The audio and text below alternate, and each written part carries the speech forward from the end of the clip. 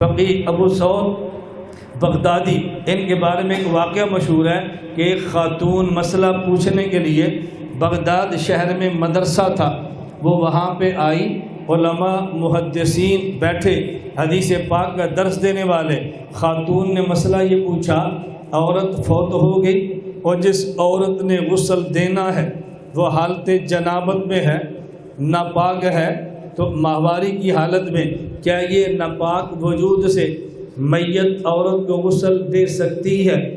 انہوں نے کہا ہمارے علم میں نہ کوئی قرآن کی آیت ایسی ہے نہ ہی کوئی ایسی حدیث ہے۔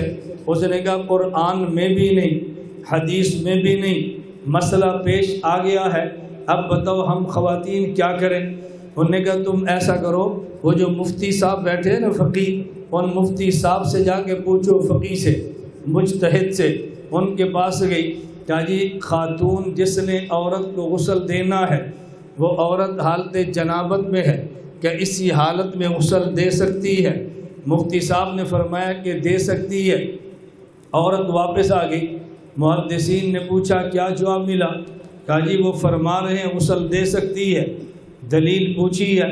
اس نے کہا مجھے تو مسئلہ چاہیے تھا، مجھے تو دلیل سے غرض نہیں ہے، مجھے تو مسئلہ چاہیے۔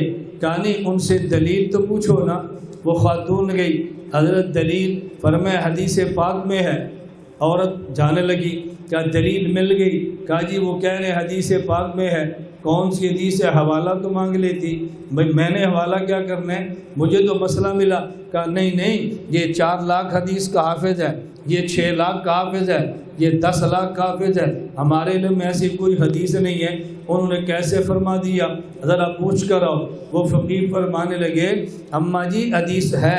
کہا جی حدیث کون سی ہے؟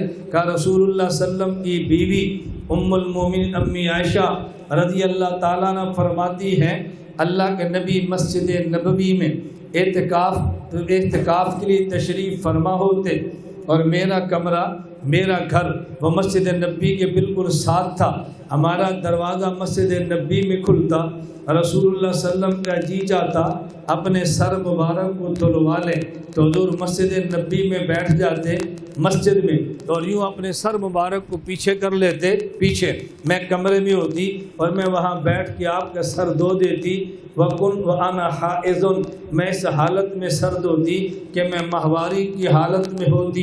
جب ایک عورت ماہواری کی حالت میں پیغمبر کی بیوی ہو کر پیغمبر کے سر کو دھو سکتی ہے تو یہ عورت ماہواری کی حالت میں میت عورت کو غسل بھی دے سکتی ہے۔